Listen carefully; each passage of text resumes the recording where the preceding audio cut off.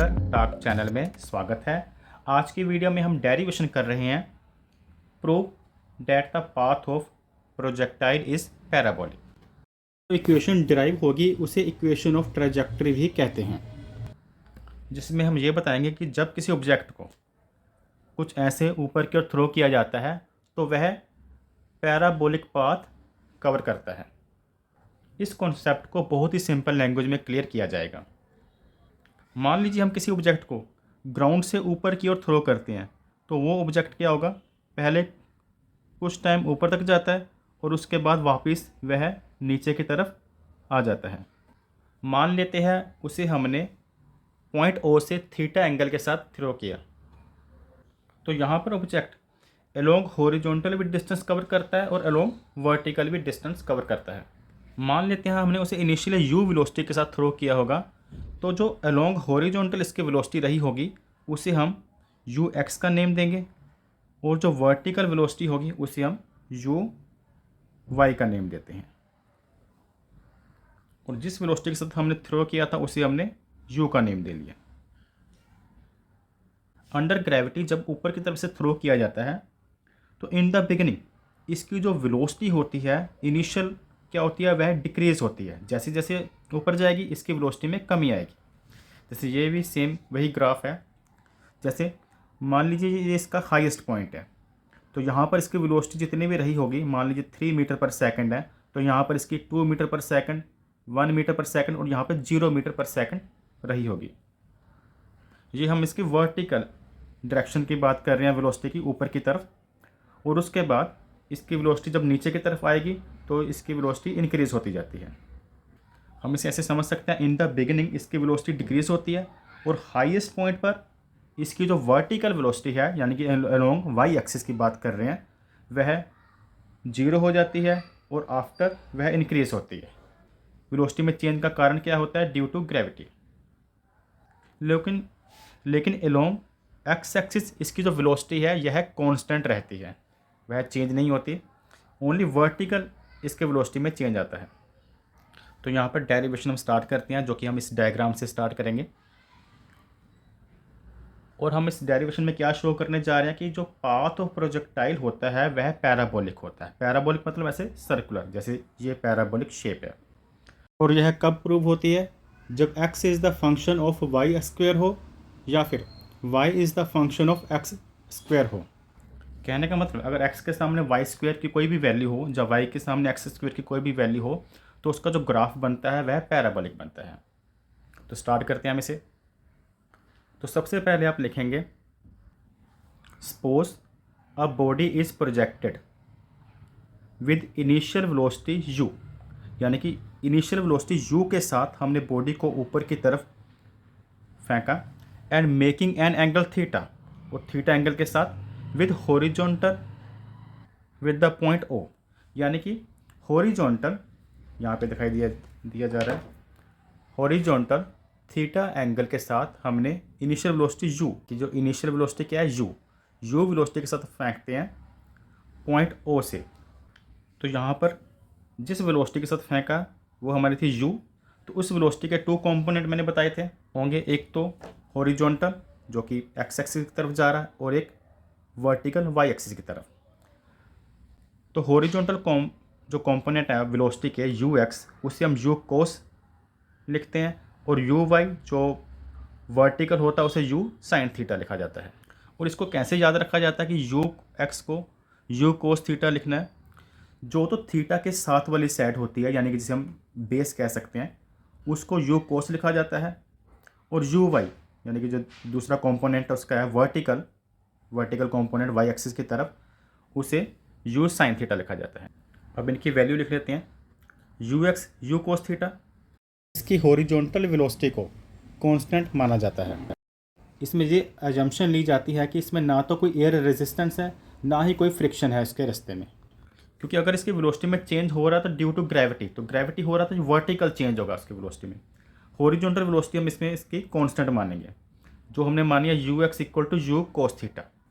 अगर horizontal velocity जो कि u cos थीटा है वह कांस्टेंट है, तो फिर एक्सेलरेशन में कोई चेंज नहीं आएगा, एक्सेलरेशन की वैल्यू 0 होगी। क्योंकि आपको मालूम है अगर वेलोसिटी में चेंज ना हो तो एक्सेलरेशन की वैल्यू क्या होती है, 0 होती है। और वर्टिकल वेलोसिटी इसकी जो कि यू वाई है, वर्टिकल कंपोनेंट, उसकी वैल्यू यू साइन थीटा है। और एक्सेलरेशन इसमें चेंजेस आ रही है, और जो चीज़ हमने ऊपर की तरफ थ्रो की है एक्सेलरेशन किसके कारण है, ग्रेविटी के कारण है, जो कि -g लिखेंगे। तो स्टार्टिंग में क्या ऑब्जेक्ट उसकी ऑपोजिट डायरेक्शन में फ्लो हो रहा है, ग्रेविटी नीचे की तरफ है, तो इसकी वर्टिकल एक्सेलरेशन -g। तो यहाँ पर पहले हम मोशन अलोंग हॉरिजॉन्टल, तो यहाँ पर पहले हम जिसका पैराबोलिक पाथ है उसके किसी भी पॉइंट की वैल्यू निकालेंगे। जैसे मान लीजिए ऑब्जेक्ट P पॉइंट पर है, जब ऑब्जेक्ट P पॉइंट पर है तो उसने हॉरिजॉन्टल x डिस्टेंस कवर किया होगा, और जो वर्टिकल डिस्टेंस कवर किया है उसे हमने y लिखा है, क्योंकि वर्टिकल y एक्सिस है और हॉरिजॉन्टल x। तो ये x, y इसके कोऑर्डिनेट हो गए, जिसमें x का मतलब है हॉरिजॉन्टल डिस्टेंस और y का मतलब है वर्टिकल डिस्टेंस। तो मोशन अलोंग हॉरिजॉन्टल अगर हम x की वैल्यू निकालते हैं तो न्यूटन की सेकंड इक्वेशन ऑफ मोशन जो कि है s = ut + ½ at²। s क्या है, डिस्प्लेसमेंट है, डिस्टेंस है, तो हम हॉरिजॉन्टल डिस्टेंस क्या मानना हमने, x = ut। u हमने कौन सा लेना, हॉरिजॉन्टल यानी कि x एक्सिस वाला, तो ux लिखा, t + ½ फॉर्मूला में हाफ है। एक्सेलरेशन हॉरिजॉन्टल के लिए कौन सी यूज़ करेंगे, ax और t²। अब ux का मतलब क्या है, जो हॉरिजॉन्टल वेलोसिटी है उसे हमने क्या माना था, हॉरिजॉन्टल कंपोनेंट को u cos थीटा, तो x = आ जाएगा u cos थीटा, ux की जगह पे t का t ही लिखेंगे, प्लस 1/2 ax, क्योंकि जो यूनिफॉर्म वेलोसिटी है वह कांस्टेंट है, तो एक्सेलरेशन फिर क्या होगा, 0, क्योंकि वेलोसिटी में कोई चेंज नहीं हो रहा, तो एक्सेलरेशन 0 होता है। और यहाँ पे t², तो यहाँ पर हम लिखेंगे x = u cos theta t + 0। अगर यहाँ पे 0 है तो पूरा पोर्शन 0 हो जाएगा, तो इसे लिखने की ज़रूरत नहीं है। और यहाँ से हम t की वैल्यू निकाल लें तो हमारी t की वैल्यू क्या आएगी, टाइम की, x/u cos theta, x/u cos theta. हमने t को एक तरफ रख लिया और u cos थीटा को x से डिवाइड कर दिया। तो यह हॉरिजॉन्टल डिस्टेंस की इक्वेशन है। जो टाइम की वैल्यू है जो कि बॉक्स में दिखाई जा रही है x/u cos थीटा, इसे हम नेक्स्ट पेज में इसकी वैल्यू को यूज़ करेंगे, तो इसे हम नोट करके रखें। तो हम नेक्स्ट पेज पर चलते हैं, motion along vertical. Motion along vertical, यहाँ पर मोशन अलोंग वर्टिकल यानी कि ऊपर की तरफ y एक्सिस की तरफ हम P पॉइंट की वैल्यू निकाल लें तो ऊपर से y डिस्टेंस होगा, तो इसे हम लिखेंगे y = ये वाली इक्वेशन, यहाँ पे जो डिस्प्लेसमेंट है हमारा वर्टिकल यानी कि y, उसके बाद ut कैसे लिखेंगे, uyt, और प्लस 1/2 ayt²। uy ये वर्टिकल वेलोसिटी है, और जो ay क्या है, वर्टिकल एक्सेलरेशन, जिसे हमने -g माना था, क्योंकि यहाँ पर जो वर्टिकल स्पीड में चेंज आ रहा है एक्सेलरेशन है वह ग्रेविटी के कारण है। तो यहाँ पे वैल्यू फिल कर देते हैं, y = uy की वैल्यू क्या है, u sin थीटा जो वर्टिकल वेलोसिटी है, u sin थीटा t, ठीक है, uy की जगह पे u sin थीटा, t का t उतार लिया, उसके बाद प्लस का साइन है, प्लस उतार लिया, फिर 1/2 है, 1/2 लिख लिया, उसके बाद एक्सेलरेशन है वर्टिकल एक्सेलरेशन y वाली यानी कि ay जो कि -g ग्रेविटी के कारण है, तो उसकी वैल्यू -g, और t का t²।